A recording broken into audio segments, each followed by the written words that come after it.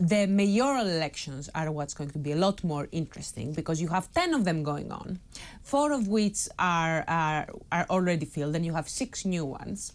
And I think this is the one opportunity where, if the Conservatives manage to at least keep the two mayors that they already have. So that's the top target for Labour. Take those mayors out, take out Ben Houch and take out Andrew Street. We will know very soon on the 2nd of May. Ian from Wrexham. Ian, I'm going to say... I actually said Jokovar, which I've just remembered is thank you. So I say Bodhidar to you. Good day. Thank you very much for calling into the show. Jokovar for joining the show. Prime Minister tells us good times are just around the corner.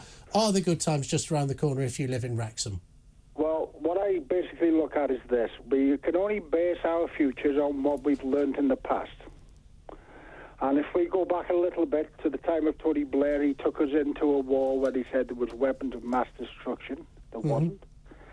I always remember Gordon Brown devalued the pound, and I was about to get a pay rise of 3.5%, which my pension is based on. So every time I draw my cheque on my pension, I'm still suffering from Gordon Brown's decision. And he told us, I always remember, he said, you will be so much better off by having to devalue it. No. When we went into the Conservatives, we had a Prime Minister that reduced the number of nurses. We then had another Prime Minister that reduced the number of police. We then had a Prime Minister, with all fairness to him, he got us out of the common market, which I really did appreciate, and he organised the vaccine. He did a good job on that, and then he went and spoiled everything by having parties. People were going through hell, and he was having parties. Then we had Liz Truss. She devastated the economy, so much so the Bank of England had to step in and spend billions to keep the pound afloat.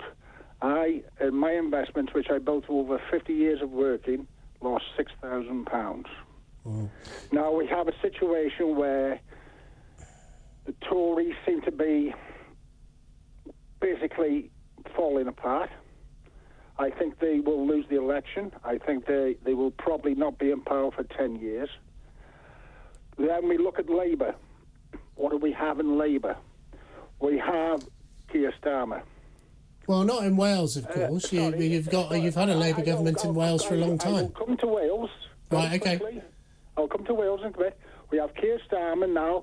Not long ago was sitting by Jeremy Corbyn, and God help us if he ever got as Prime Minister. Yeah. But I will give you an example of two sorts of MPs. When I moved into my bungalow 3 years ago, the pandemic was raging, and I tried to get certain legal access to the property with regards to probate. And I'm going to have to... We've got loads and loads of callers coming in, so just on this big question, I don't want to cut you off. I want to hear from you on this. Rishi Sunak says things are about to start to improve. Right. In Wrexham, North Wales, have you seen any evidence of that happening in Wrexham? No, I go to Wrexham on a very regular basis. I see a number of shops which are closed, which open again for 6 months as what I would call a pound shop. We are now, I believe, one of our major shops. We've lost 3 major shops. There's another major shop that might be going. We have a new shopping precinct which has basically devastated the central... But is it, look, Ian, I'm going to have to leave it there with you, but one thing I would say is there was a very strange policy in Wales during the pandemic that you could buy things online, but you couldn't buy things from shops unless the government designated them as essential.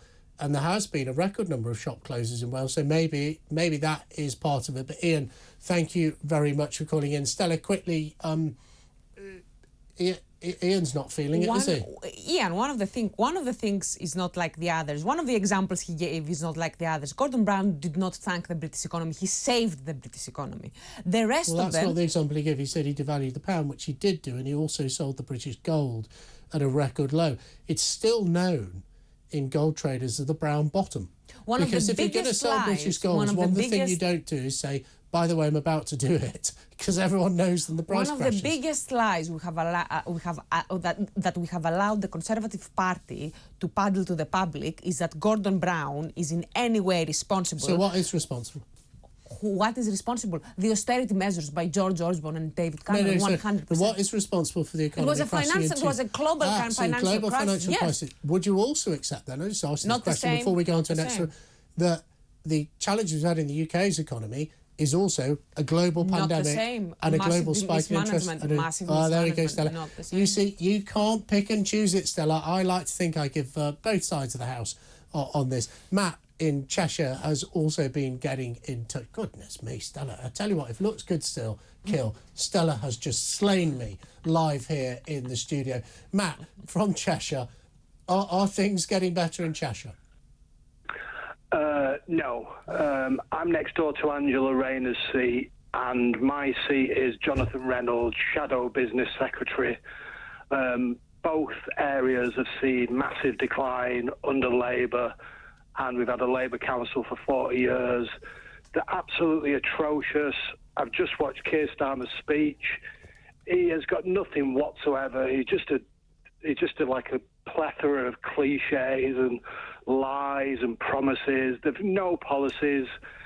Anybody that votes for Keir Starmer after what he did during Brexit must be insane. But Matt, who are you going to vote for then, if you don't mind telling us live? No, I knew 3 years ago after, so even when I voted for Boris Johnson, but I decided after Boris, about a year, I was going to vote for reform. And Matt, can I ask you, because you're the first reform voter we've had on today. You're the first reform voter we've had on today. And the big challenge I would put to you, really want to hear from you, is voting reform will probably lead, in many cases, there might be going to be a Labour government anyway, but the argument that my party, the Conservative Party, would make is if you vote reform in marginal seats, like the one I represent, if you vote reform, then you'll end up with a Labour MP. So do you think is it worth, do you feel so passionately that you want to send a message to all politicians that you sort of, I'll vote reform, and actually, if reform doesn't win, that's not my main motivator. I just want to go out there and support the party I believe in? I've got a conscience, and I've got to live with my conscience, Jake. And can I just say also, this isn't done yet. George Galloway is going to start attacking Labour soon. Reform are going to start attacking Labour soon. When the Conservatives start attacking Labour as well, that'll be like a three-pronged attack. When we see what they're actually all about, you know, I'm not happy with the Conservatives at all. I'm disgusted with them. But I'm telling the rest of the country, we saw what happened with Biden taking over from Trump. Everything got markedly worse, and that's exactly what's going to happen in Britain. They're just going to ruin Britain forever. You've got your message across. That's a really worthwhile call. Thank you very much for calling in.